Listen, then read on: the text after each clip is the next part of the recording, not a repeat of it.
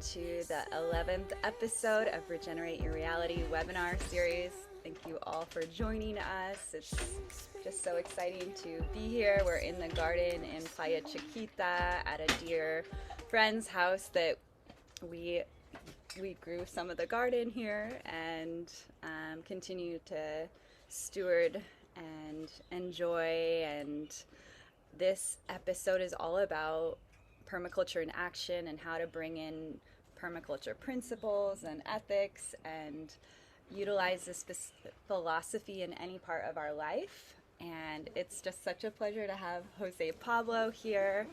Let's see, I should tag us, pin us here. It's a pleasure to have Jose Pablo here, and yeah, maybe you can tell us a little bit about your background and how permaculture has been part of your life. Okay. Well, thank you everyone for being here. It's a pleasure to be able to share. And I know all the great job Jean and Ellen have been doing. Actually, this place was built by you and then passed on to somebody else. So it's like the journey goes on and just spreads and grows. Yeah, I can tell you a little bit. From me, it would be like I started getting interested in nature since a child and protecting the environment. And as a Costa Rican, we have this pretty much like ingrained in our DNA in a way, and we were taught from very young to not litter and like reforestation is important and all this stuff. So yeah, I grew up as an environmentalist, but when I came out of high school, my focus was to really follow these, and it took me into natural medicine, holistic medicine, and I was studying yoga and use of medicinal plants and Reiki and Shatsu and Brima and all this stuff for a couple of years. But then I found out about nature guiding, and Costa Rica, the environment is a big green business, we say. So walking around with people through the national parks, 25% of the country is a national park or protected. So walking through the land, being outside all the time, learning about all the animals and the plants, and showing it to the people that comes, it became my passion, and I've done that for about 20 years. So in the process of learning how to be a guide, the first book came into my hands from permaculture. That is the Introduction to Permaculture by Bill Mollison. I highly recommend like the first one, and it is written by the founder of the movement during the 70s, and they had a very, very clear very clear vision of why they were doing what they were doing and the importance of that in the moment. In that time, it was like the 70s was a big awakening decade also of like people seeing how already decades of chemical agriculture were destroying the environment heavily. Already decades of industrial revolution also were messing up with all the rivers, all the freshwater sources, all the air in the planet, destroying the forests, right? So this guy, he was an ecologist, Bill Mollison, and he started not from the side of a farmer, not from the perspective of let's grow our own food, but from the perspective of how do we fix the environment that we have been messing up and what is that we've been doing wrong. So he created a system that is basically inspired on how nature works and follow the patterns that nature uses in order to give us the most, but also for itself to be more abundant for its own, to feed all the life that is in this planet. So it became a method of how to live in the forest in harmony with the forest and get what we need from the forest. They say that for millions of years, the human race, thousands of years, the human race was based on hunting and gathering. And it was just recently, like let's say 10 to 15,000 years ago, we started to grow our own food, and we started to settle, and we started to grow our communities bigger and bigger and bigger, and use up the resources in a more intensive way in specific areas and replenishing them. So it's an ideal of how to allow nature to grow, to regenerate itself, and to and that we give a hand to nature so nature can produce enough for us, for the environment, and we just wander through these beautiful gardens of Eden and harvest. And a lot of it self-propagates and just keeps on growing by itself, and a lot of it is to feed the wildlife, for the animals that live around you. And also these animals making solid ecosystems will protect what you're growing also, because if you have frogs and birds and insects in your garden and you make up a whole ecosystem with a big abundant wildlife in it, that is going to balance itself out. You're not going to have as many insects that will kill your lettuce, because there's other animals that will control that. So the aim is to get the healthiest ecosystem possible. So out of this book that really inspired me, I kept on learning about butterflies, bees, frogs, and as a nature guide, you have to take little courses on everything to know about a little about everything. And then, welcome. Hi. Welcome. Yeah, and then about 6 years after practicing and practicing, I took my first PDC, my first permaculture certification course. And I took this one in Oregon, on Lost Valley Educational Center. That is an amazing place. I recommend you all, in Eugene, Oregon. And there I learned with Rick Valley, and Rick Valley is an amazing teacher that learned directly from Bill Mollison, from the founder in Australia. And I found out that permaculture is like a school of thought, like almost like if you study kung fu or any kind of spiritual tradition, you look for the teacher, and the teacher got the flame passed from another teacher, and the flame was passed from another teacher, and on and on. So if you look closer to the source, you get the most pure essence of the method. So I learned from someone that learned from the founder, and then I looked for that, and I found another Mayan indigenous person in Guatemala. This is the IMAP, and he is called Ronnie Leck. And Ronnie Leck founded a center in by the Lake Atitlan, that is a permaculture center run by Mayan people. And he was also a student of Bill Mollison directly, so I also looked for him, and I got a certification from them. And then another certification from Scott Pittman, that Scott Pittman also was like one of the pupils from Bill Mollison, and he brought permaculture to the American continent, and he founded the New Mexico Permaculture Institute. That is another big thing. They're very connected with the source directly. So there I got a teacher certification for permaculture. And moving this around, I traveled places. I lived in many permaculture farms for periods of a year or two, learning from teaching it to the people and learning at the same time, and having people coming from other places that know other things that I don't know, and just feedback and, you know, mutual nourishing of each other, and nature also that teaches you a lot. So yeah, it's gone a long way. We created a network in Costa Rica called Permanezca Network. Together we have been moving the permaculture movement in Spanish and to the Costa Ricans. We've given the first PDCs in the country for so cheap, for $500, and in Spanish, and focused on teaching Costa Ricans. And also we have done the 2 permaculture convergences that have happened, bringing as many people as possible for free and getting lectures, sponsored by the government. We got all these connections to make this happen. And yeah, I'm super happy to keep on sharing. Yeah, it's connecting. Yep. It's so amazing, because permaculture is a philosophy that we can utilize in every aspect of our life, from organizing our closets or our house to organizing our garden and designing our life so that we are living in harmony with nature, that we're living in harmony with the natural environment. And yeah, I'd love to go over some ways we can directly get involved in the permaculture movement. Yeah, and just right now, anywhere we are in the world, how can we utilize permaculture in our life and live with that philosophy? Yeah, I think that's a great goal of this little conversation, that we're going to try to frame permaculture in a, let's say, in a wider frame. Yes. It actually involves everything. And did you have the flower over there to Yes, see? let's pull up. So the permaculture flower it's care for the earth, care for the people, and fair share. And then there's petals around the permaculture flower that we can upward spiral in. And I'll send you all the deck or send you the slide in a second. Well, I can just show you. Here's everyone here. It's permaculture flower. Say hello. Hello. Okay, yeah, so we got in the middle three principles, ethical principles that makes permaculture not just a cold methodology or something scientific.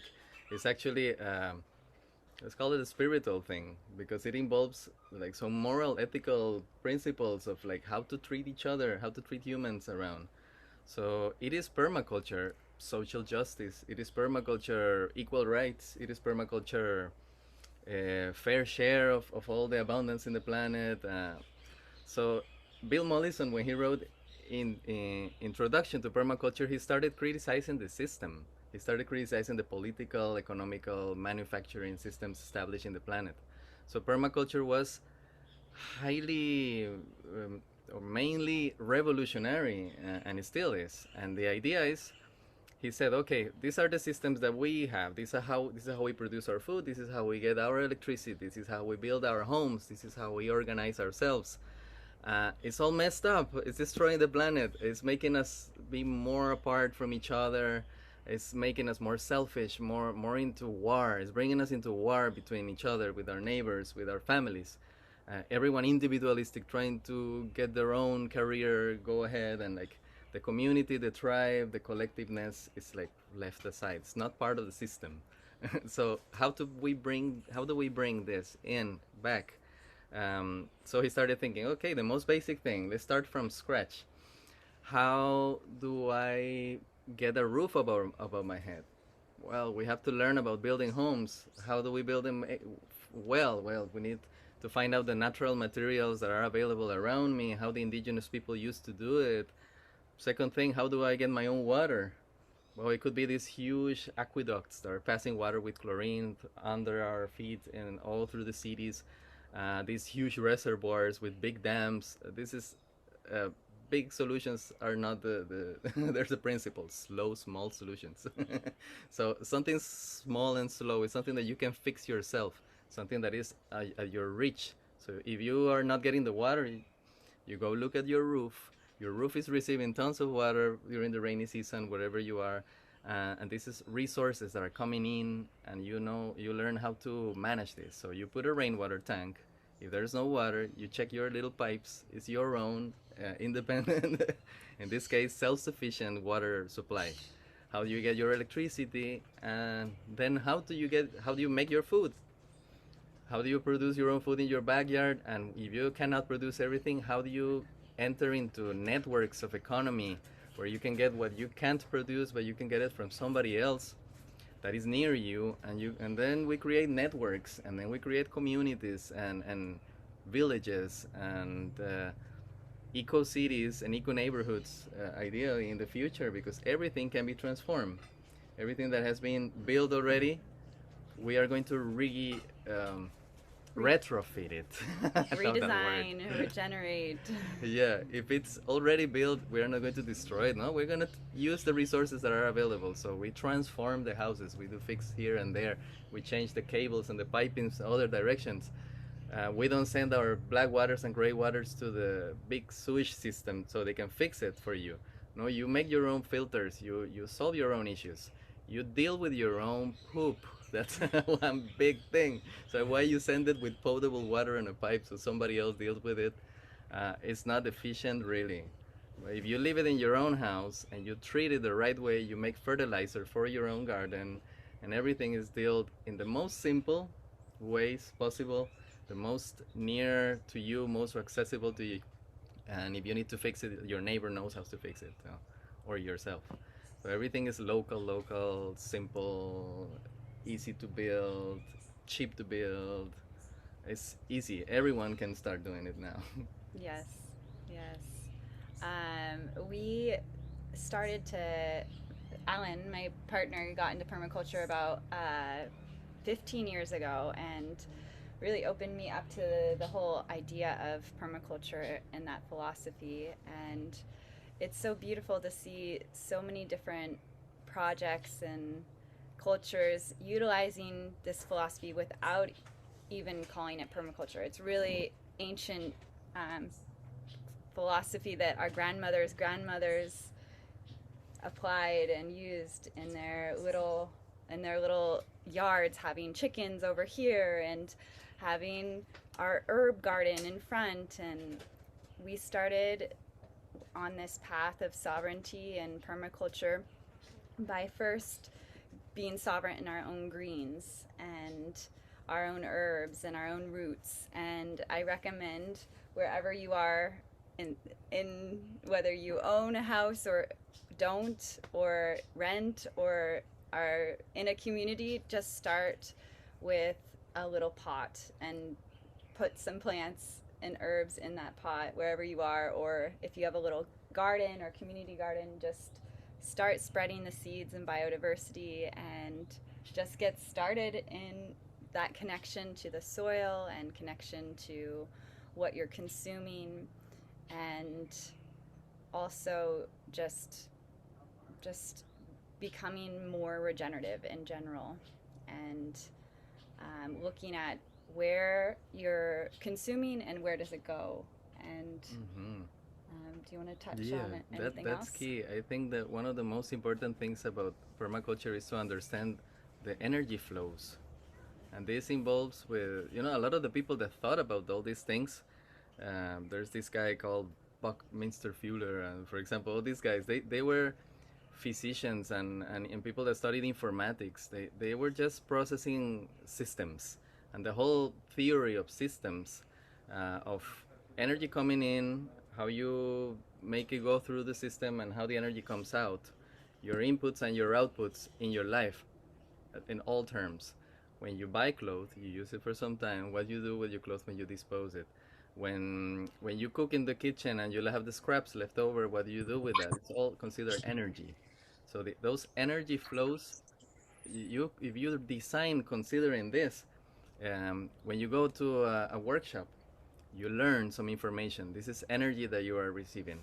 If you let it stuck in yourself, you don't share it, you don't put it into practice, there's a blockage in the system. Something's not working. You have to allow that to come out somehow.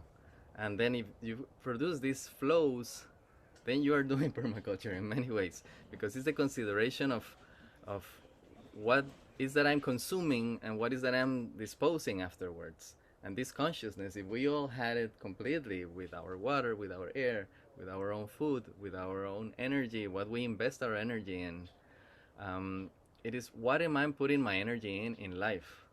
Am I putting energy in something that is regenerative, that is going to help the earth be a better place? Or maybe I'm working with some kind of very dirty business to make the money, and then I'm going to shop in the market all the organic produce possible, and I'm doing all the yoga and all the exercise on the weekends so I can be a healthy person, but my life is not producing health around me for others, for the environment. So all these concepts are really things to think about. And that's how we can go really broad. You can be in an apartment in an 8th floor in a city. You said you can have a plant pot and start there. And nature, it does its own process of regeneration by itself. You put the pot in a balcony outside, some herbs are going to start sprouting. And that's when permaculture starts. You have the pot just soil there. It's not just soil, there's millions of microorganisms. It's a whole ecosystem just to the soil by itself. But from that soil, little weeds are going to start sprouting. And you check which weeds come first, who brings them, and they come on the wind, through the breeze, or a bird came in, and the little ecosystem starts showing up. And maybe you can get creative, because permaculture is about like interfering in a very conscious way in how nature does itself, its thing.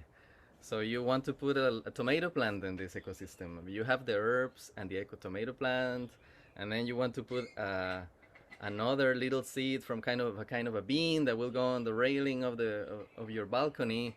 You have the bean and the tomato and some herbs, and maybe you put a couple of flowers in the same pot, and that's what a permaculture biodiverse polyculture is like. In nature, there's nothing like a whole field of corn and nothing else.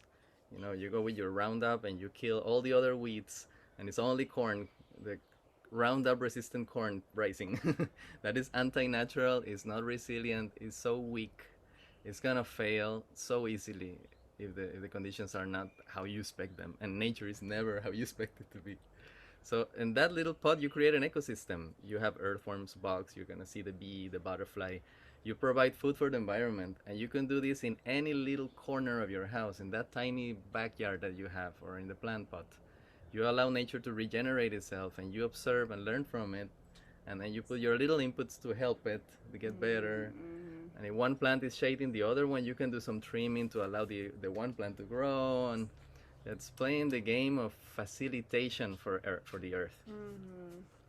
Yeah, it's beautiful to mimic nature and to just look into the forest and see, okay, there is a canopy tree, there's a middle story tree, there's ground cover, and there's fungi and mushrooms, and how can we bring some of that, mimic nature and bring that back into our garden, bring in some old stumps from the forest, put it around our beds to stimulate more biodiversity and good mycelium from the middle of the forest, and just looking at how things already perfectly are orchestrated, but permaculture is something that kind of just helps accelerate the speed of nature and regeneration in that way. Yeah, I really believe that if everyone on Earth, like we were doing permaculture in some way, we would fix this mess easily. We just have to collaborate with this, and nature can fix itself. But if we help it, it can fix itself quicker. At least here in the tropics, I don't know where all of you are. You guys are lucky to be here, but here is the place where it's the easiest place to do it and the quickest. We here can do it in a lifetime. We can create the primary forest. We can start from an open field and we put trees down and we help them grow and we do the right trimming and we do the right fertilization, and we can make those trees grow quicker, healthier. Say in 20 years, let's say in 20 years you already have 20-meter high, like 60 feet high trees already covered with vines, and the animals start coming in, and if you live long enough you'll be able to see the monkeys jumping through the trees, and then if you live long enough, or at least your children will see wild boars coming into your property, and then the jaguars coming into your property to eat them, and we go back into the Garden of Eden that we were meant to live from the beginning, that we were kicked out, but it's always been here. Yeah, it's a remembrance of just how it should be living and growing with nature. And maybe we want to touch a little bit on some of the principles, just touching a little bit on it. All right, let's look at that. Let's see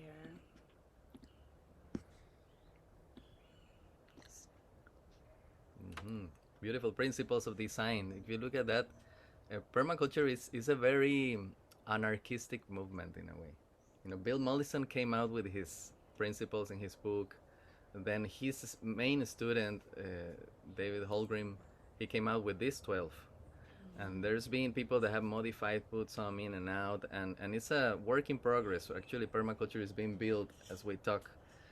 For example, now people talk a lot about social permaculture and the visible and the invisible structures. And social permaculture touches the emotional, the communication, the conflict resolution,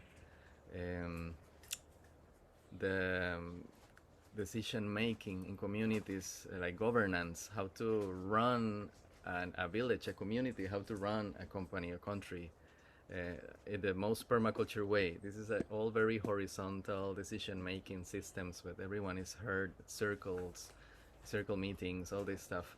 So each of these principles can be easily looked at as something physical, but also can be looked at something spiritual or energetic. So if you have them on the screen now, you look a little bit. And you guys here. We can just read a few of them off. Read them off. We can just read them off. Okay, well, the main one, number one, observe and interact. It's almost like a spiritual thing for sure. The number one, you first observe as much as you do before you come and change anything. And that's why I say just put a plant pot out there with dirt and observe and give it time, and at least allow it to be for 3 6 months. We say that when you get into a property, it's ideal to be a year just looking at it, because you see the where the sun travels, where you see the wind where it blows. You see what happens in the rainy season where it floods. You see what happens in the winter, what happens in the spring, and then you understand a little. Years later, you'll understand a little more about that experimenting. So observe first and then interact, and how you can apply this in the social level. Same. You meet someone, you enter into a house, you're new, you're just getting into this house for the first time. Be quiet, observe, pay attention, look how the manners of these people, the way that they behave. You come to a different country, different culture, same thing. It's like anthropology. You come in as a witness, a quiet witness. You look, observe, absorb as much as you can, and then you start interacting. The same with the forest, the same with an open lot where you want to make a garden. It's first observing. And this is because Bill Mollison, he wasn't a very spiritual guy, but another book to recommend, he was, but he wasn't like declared. He didn't do yoga or anything like that. Let's say he was spiritual with nature. But one of his main teachers was Masanobu Fukuoka, and that's another book a must-read book, I would say. What is it called again? It's called The One Straw Revolution by Masanobu Fukuoka. He was a chemist. He worked with the agriculture industry, checking at diseases in plants and the chemical that we have to apply to kill that. And he did that for his whole life. One day he got really sick. He went to the hospital, almost died, and he had like this spiritual awakening. So he became a Taoist. He put on a rug, like Master Miyagi or something, long beard, long mustache. Imagine the classic kung fu master. And he went out there and started farming, and he created natural agriculture, or the Fukuoka method. That is the do not fertilize, do not trim, do not interfere. You just harvest. That's it. No What? weeding. What? No weeding. And no weeding, exactly. Thank you. So he was able to create a system in Okinawa, Japan, with citrus trees, with chickens, with rice, with herbs. He just threw the seeds in the air. Like he made actually a system called the seed bombs. If you heard about seed bombs, it's a big permaculture main thing. In the festivals, people get together to make seed bombs and throw them around. So that works little by little with patience. It's not going to grow exactly where you planted it in the hole that you wanted it, but then you have to understand and accept that. After decades of working, he created one of the most productive farms in Japan. He was selling rice, he was selling eggs, he was selling citruses, and he had hundreds of other plants. He had a whole ecosystem created. And it's a little extreme. In the tropics, if we don't trim, the jungle eats our house. So we do have to trim a little bit. Fertilizing also helps. All that helps, but do it as little as possible. It is a Tao thing. Interfere the least as possible. Allow things to happen. And that's how permaculture approaches the thing. So when you hear somebody, I'm going to do permaculture, we're going to produce 10 hectares of moringa and 10 hectares of hemp, and we are going to bag it and export it and sell it all over the world. You have to ask them to read the book again because they're getting off track. It's really not the way to do it. You have to go local, you have to go small scale, and if you want to grow, it's through community. Yeah, it's organically growing, starting with your own center and letting that ripple outwards to your neighborhood, letting it ripple outwards to your city, and then country, and then global, right? So starting right. with ourselves and our own little space in our farm, and letting it move outwards. Yeah, and it's happening. If you connect with the ripple's real. For example, the Global Eco-Village Network is another thing to connect with. GEN, G-E-N, Global Eco-Village Network. They have listed there communities that are already hundreds or thousands of people. There are communities that have already 1,000 people, fully organized through permaculture principles, producing their own food. They have the shoemaker, they have the doctor, they have the carpenter, they have the glass worker, they have the ceramic guy. Everything is sold in their little market in the middle of the village. And this is the new system. The Global Eco Village Network is like the new United Nations.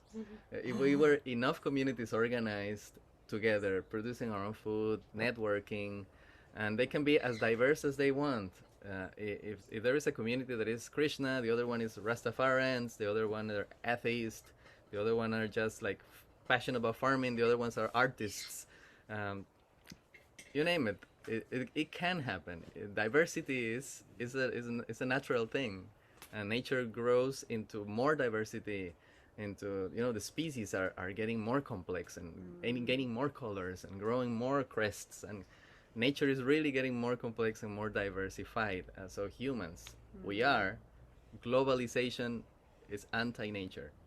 We cannot all wear the same clothes, speak the same language. We can all think the same way, eat the same food. It's impossible. It's just going to send us to self-destruction, and it is.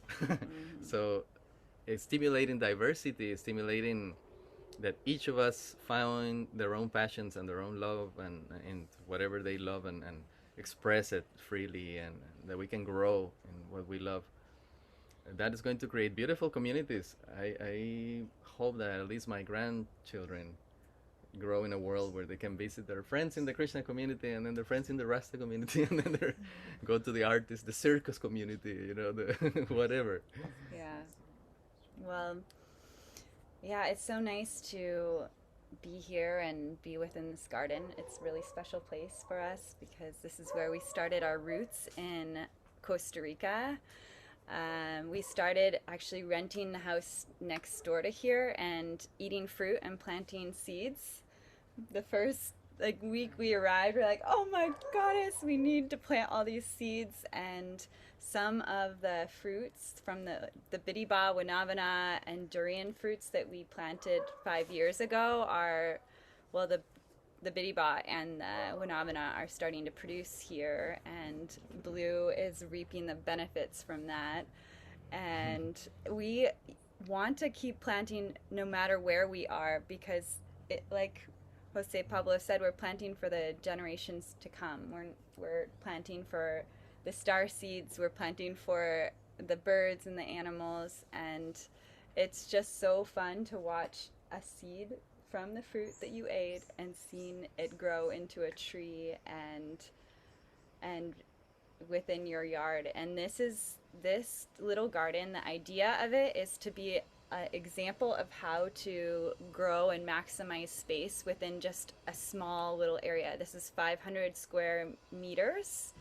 And when we were living here before Blue, we were sovereign in our greens and our herbs. And like I said, that is where you want to start, is your herbs and greens, because that is heavily, if you're buying from other sources, you don't exactly know where they come from. And being able to make your own medicine and eat the salads and greens from your land is just such a powerful tool for your health and the lands.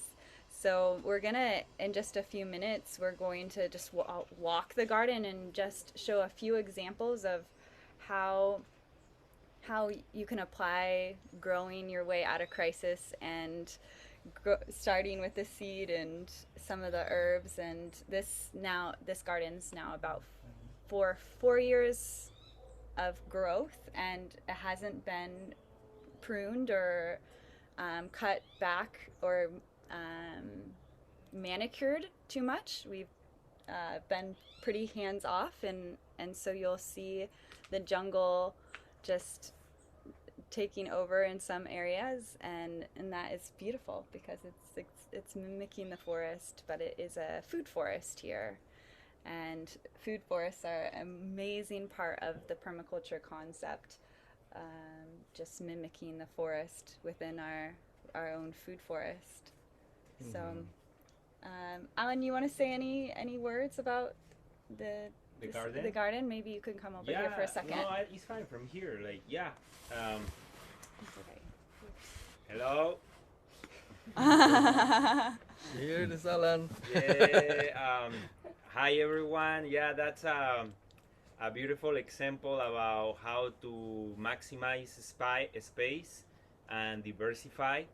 The land was really square and long, and if I will use like in a design the same lines, we'll don't maximize the space, and we'll what we do and what we use was like make it was more like mandala gardens, like circles, semi-circles, waves, and you will see that maximize the spaces. We have even when we produce more with sun, we have amazing cucumbers, chiles, and many varieties of greens, and you will see now is the if in a food forest, this will be like that they get more mature food forests, and some things survive, some other things don't survive, and this is how we know what are the most resilient and perennial plants who can survive with less maintenance. And in a permaculture system, you try to focus in perennial plants, and that's a good example about low maintenance. And if not, we can talk to Blue here that he is just do a few things in the garden, and many of the things he let go and shade and yeah. Yeah, we can start with Katuk right behind us. Here is an amazing perennial green that we should have in all of our gardens. Oh yeah, this is a great one. This. Yeah, Thank you. This is Straight from the that garden. was straight from the garden. Oh yeah, so everyone can try just a few. Just like how it feels is so fun too. Yeah. Check it out how you can get a whole a whole handful of leaves just like pulling. There you go. Oh yeah, feel free to munch a little bit on this Katuk. Yeah, and Katuk have something really interesting. I've been observing Katuk plant. Could you come closer, for Alan? a few? But let's to walk. But yeah, Katuk have like what they say how diversity and plants adapting and transforming. Katuk is a good example that I've been observing. Normally with Katuk have sun and space, they will take over everything, will be like bush, but will grow more like a bush, and they will sprout themselves more like that. But when it's really shade, like here, Katuk change to be a vine. And it's just one plant that is so simple, have the power of adapting depends the circumstance. So that is just one example about if one simple plant can do it, like we can do it, like, and all the ecosystem and nature is doing it all the time, even in his more simple plants and examples that we see every day. Mm-hmm.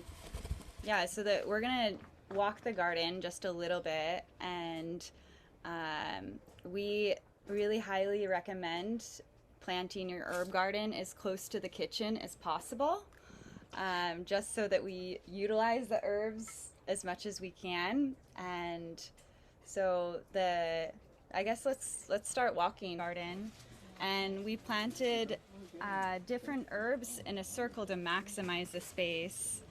And yeah, so we're just doing a little garden tour right now. And maybe Blue. So this is the mandala garden right here, and let's see if we can see some of the plants here. Oh, look it out. Alan, do you think you could get the shovel for the turmeric harvest? Yeah. It's okay. You don't need to do two. This is a noni fruit that's just in the garden, and noni is a really amazing Really tall one here. fruit to detoxify the body and to we spread this all over our body before we go into the ocean, and it's super nice. Jose Pablo. So noni is something we ferment. We can eat it in salad dressings. I'm in a little ant patch here. Let's see if this is better. Come along here. So we're just first observing the mandala garden, talking a little bit about noni, how we want our herbs closest to us, and maybe we can talk a little bit. Blue made this beautiful pond here. Let's see if Can you flip the camera a little bit? let's see if we can go down a little bit. There we go. There's a little pond here, and maybe let's talk about how creating different ecosystems can be helpful. Yeah, but there's some elements in here that you can't see on the camera that well. But basically, you're having round, like curvy beds around this big circular space, and it's like waving out. Like say the pond is the center of this design that waves out into another level of planting beds and another level of planting beds, and then pretty much the edge of the garden. So around the circle there are planting beds here, beautifully shaped, and then other planting beds farther out and back, and that's like the edge of the property.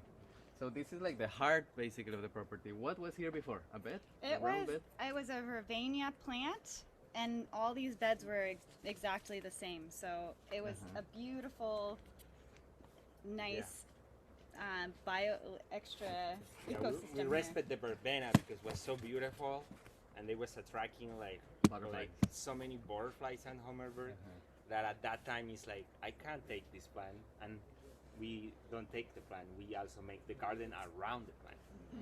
So she was inside. Here the edge at some moment was a different medicine plants. Like this area when she behind, we have at some moment 2 varieties of oreganos. This oregano bush. One is still here. There's oregano. Still there. When Jose Pablo was a mulberry garden that you can still see them. Yeah, There is a mulberry Their here. mulberry is here. They're still self-propagating, growing, taking over, becoming a jungle. Yeah, You and can see some basil, lemongrass, cinnamons, more katuk, citronella, bitty tree, fruit tree, the trees in the edge, they start to grow. You can see them. guanabana, Exactly. Look around. You see the fruits are over there, fruits and flowers. You see guanabana here? Is this tree here? Look it up. You see, that's a flower. Oh yeah. That's a flower, and a little more up in this other branch is fruits, and that's the noni that have fruits. That's a calamundi lemon. It's another clan of lemon. papaya back here, Papayas, moringa. pipas, and so many other fruit trees that we can see. We maximize like all the space. Even we have a little coffee behind you. Like we can go to see. You want to harvest the ginger? Yeah, let's harvest the turmeric. Yeah, let's harvest the turmeric.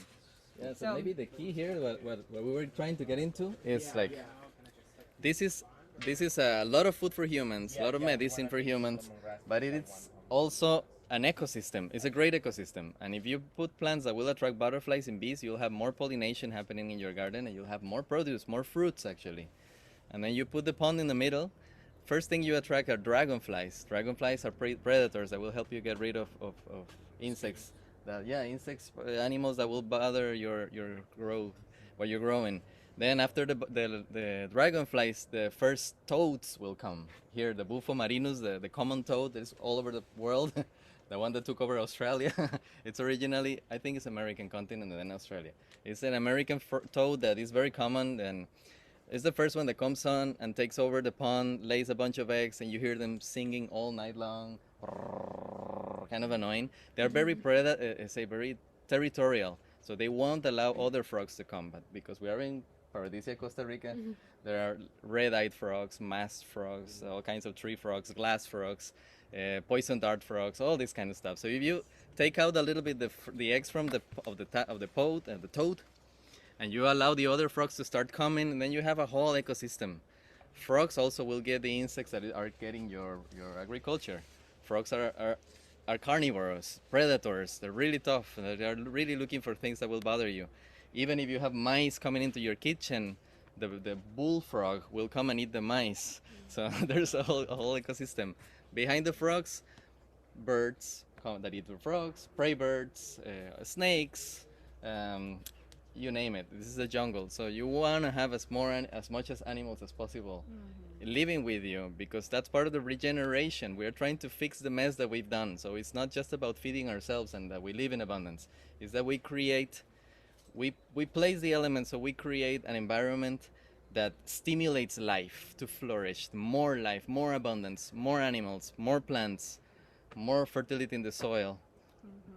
Exactly. Everything. We're loaded.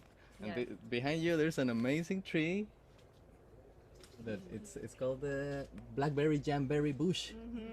It's quite exotic. Yes, it's just flowering here, and No, they have some fruits. Yeah, that little Here, ball look. that you were. this is a fruit right Yeah, here. that's a fruit. That's a fruit, yeah, this one too, look. That's a fruit. That's another fruit here, look, another All fruit. right. Look, another Look at that here. fruit. Yeah, put that by the camera. Another. If you open that, it looks like blackberry jam inside, but it's not ripe yet. That's not right. No. Yeah, maybe we harvest some turmeric Okay. and talk about this little bed over here. Yeah, all right. Yeah, and this gentleman, Blue here, he is the new owner of this garden. He is very friendly with the frogs. But besides that, he's been just harvesting, right? You haven't been doing not much trimming, not fertilizing, not anything. Natural agriculture, everything is still growing big and is willing. We've done some fertilizing, so we've done some mycelium fertilizing on the entire land. Ah, okay. Wow, So that's a great buckets and buckets of Uh-huh. yeah, Korean method. I think so. Different people who come through actually have helped out. Oh, with great, the great. things. So there's Okay. been some amazing fertilizing. Well, the Mycelium. point is that the plants that they planted But, are still growing and producing, growing and producing, and growing and producing. Mostly left to For nature to do yeah, it. for So nature to run its course. great. Coffee. You got coffee. Your own coffee now coming. So it's all ready to harvest. Look, guys, coffee in the sea level, at sea level. Look at that. There's ton. It's just really It's, happy. and it's pumping. Amazing. And this behind is a big avocado. The land have two big avocados and another there, and they have 3-4 coconut pipas for drink. That are some of the trees that was already here. So just to see how in 500 meters you can have all these fruit trees. We want to go to see another area with more fruit trees like durians, jackfruits, and others like cacaos and citrix. And Let's look at this guy. yeah, that is. Look how beautiful. And in the scientific name is annatto. And you can read in a lot of products in Europe when something is dyed red, you look in the back and they actually, if it's a natural product, they use annatto to dye it red. This is a plant native to here, and it was used by the indigenous people to paint their faces, to do art. And it is still traditional in Costa Rica to use it for cooking. So you can, let's say we're in the blue dot in the face thing, but I'm gonna do red here.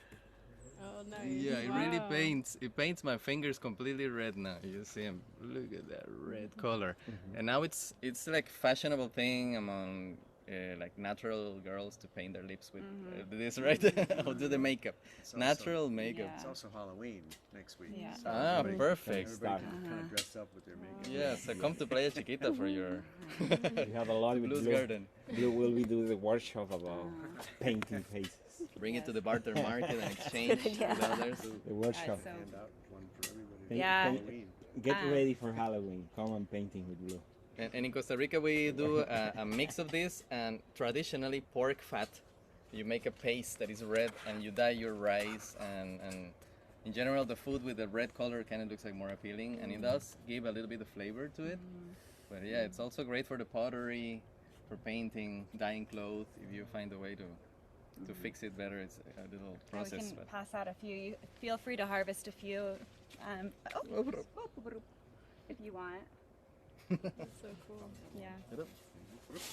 And maybe we harvest some turmeric while we're right here in this bed. Turmeric is something that is so easy to propagate. You can go to your local market here is the whole. and find turmeric ginger in whole and just put it onto the soil to start getting little nubs to propagate, and then you put it underground and you'll make an entire patch of turmeric. And this is something that was planted a few years ago, so we're just digging it up now.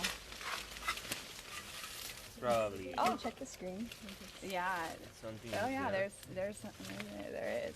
This is ginger. I was gonna say that. Yeah, these need This to be is like ginger. they can be taken and propagated. It That's comes what out they with need. butter.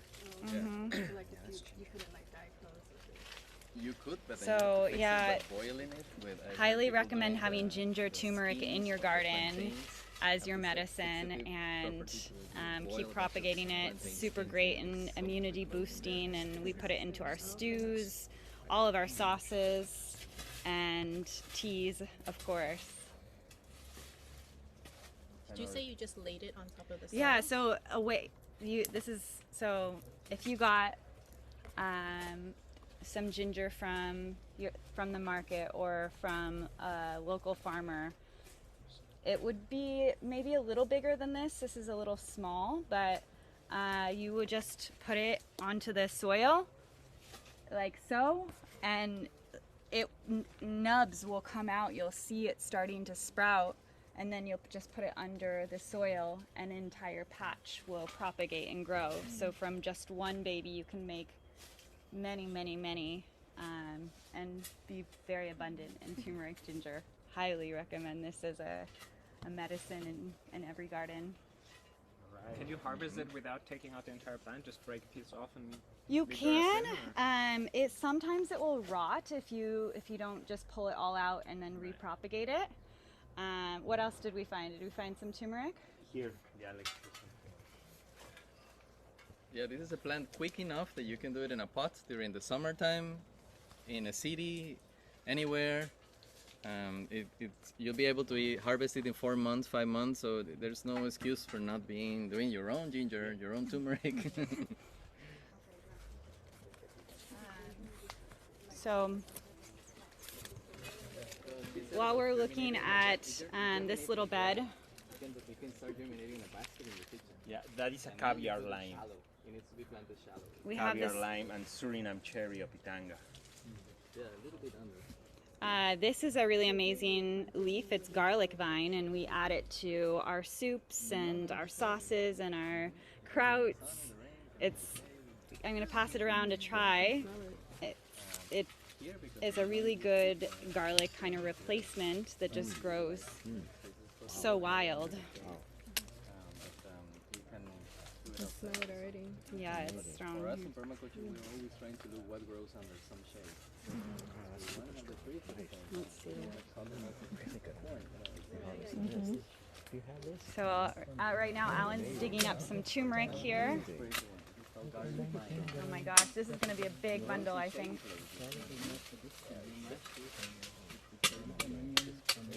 Gone by a bit.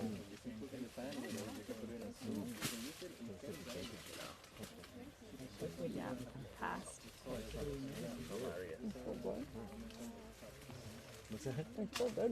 Yeah, they need to be replanted. Yeah, so here's some turmeric that we're pulling up here from the garden. Needs to be repropagated and distributed. But look at this color. Yeah, this is all the remains of. Oh yeah, what do you want? To show the leaves. Oh yeah, here's the leaves. So This you is know the it's the leaves turmeric that of the turmeric, Ginger. and this is the leaves of ginger. How they look.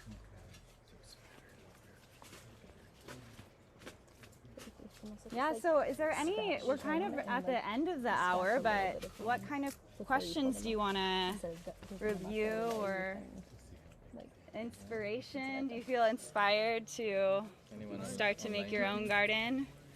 Yeah, feel free to drop any questions you have into the chat. Yeah. For me, it's most interesting how to propagate different plants. A question here? Yeah. What's something most have noticed about the different environments here? 'Cause I know the humidity is really a big factor. Like I know you were saying it's growing here at sea level. So what are some of the things you guys noticed about just integrating and collaborating with the environment? Yeah, great question. What's your name? Max. Max. Yes. So Max just asked here about different conditions of growing food here in the tropics, especially at the coast level here, the tropics down here, or the whole country. Well, yeah, whatever you've experienced, like seeing the differences of what grows best where, because I'm actually up in Home Creek, but we're up on a mountain. We do some farming in different levels, so we've kind of been noticing some things as well, but I mean, I'm pretty sure you have a ton of different experience. Well, what I can say on my side, I'm sure Gene and Alan will have some input. Basically, the tropics is the place where you have the biggest, the greatest biodiversity, not just in plants and animals, but also microorganisms and insects. So there's tons of fungus problems, tons of bacterial problems, tons of insect problems, almost unstoppable. Like in Costa Rica, we struggle with leafcutter ants. And this is ecosystems that have been damaged around. If you have cattle fields all around you, the ants will look for your garden. So it's not their fault, but in this case, it is urgent in here, I think more than anywhere else, that you really achieve a very healthy, very balanced microbial fungus life in your soil, in your environment. Because if you have a really rich compost that has thousands of different types of bacteria and fungus in it already, most of them are beneficial. Very few of this huge abundance are actually pathogens, are diseases. And what happens in nature, same as it happens in our stomachs, in our own system, if you have enough diversity of microbes in the system, the beneficial ones will control the pathogenous ones. There's always going to be like a war of the good and the evil, like the good are always going to win. If you have enough abundance, if you have a disbalance in the system, the pathogens will take over. So it is key that it is not just about like looking which are the minerals that I lack. Say I'm lacking magnesium in my soil, I'm lacking zinc in my soil. I look for the stone dust that will bring that into the soil. No, it's more like the greatest biodiversity will keep the system going fine. The more frogs and birds and lizards that you have in your system, the least the leafcutter ants will come. So it is really inviting in as much creatures, microbial and big and everything. You really want to create the jungle with the biggest diversity possible to have a successful growth of food here. Costa Rica is key because we have huge diversity, but also we have an economy that is kind of stable. And what happens is that the Costa Rican farmers became the ones using more agrochemicals in the world. So with Costa Rica, per capita, per person, we are the country using more chemicals than anywhere else. Because we have tons of fungus, tons of bacteria, and tons of insects. And when you're growing tomatoes and they get eaten by whiteflies, you come and spray, and if they continue, you spray more. But if you don't have just tomato, but you have a garden like this, it's almost taking care of itself. The nature is so wise and the design is so perfect that it will do the job for you. You just need to stimulate more life, more life, more life. So that is like, I think, key here. And many people will say, oh, the tropics don't have rich soils, it's not fertile. Because when you tear down the forest, you have clay underneath, that's it. But growing trees in between, having diversity will make it so fertile. The most abundant, the most fertile place on the planet. So it's so simple to switch and turn it into a desert. So easy, you can do it in a few months. You can clear down a forest and then you have a completely desolated, arid place with no life.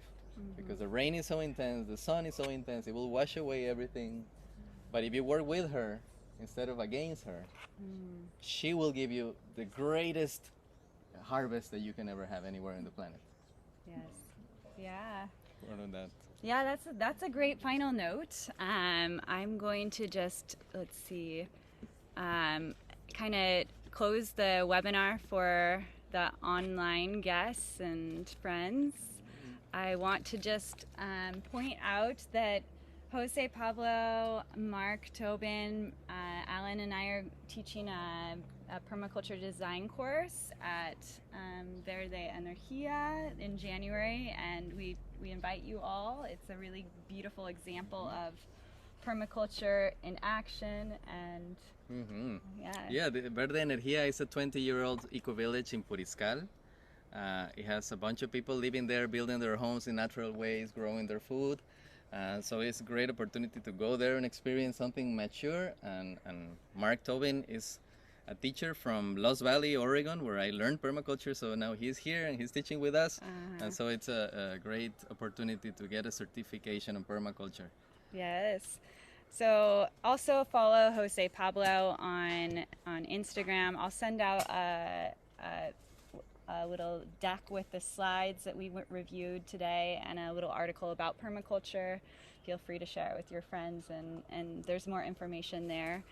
Our next webinar is all about Jungle Project, breadfruit, and regenerative agriculture. It will just be virtual, but it will be with Gustavo Angulu, who is the co-founder of Jungle Project and is a Costa Rican and is a dear friend and partner.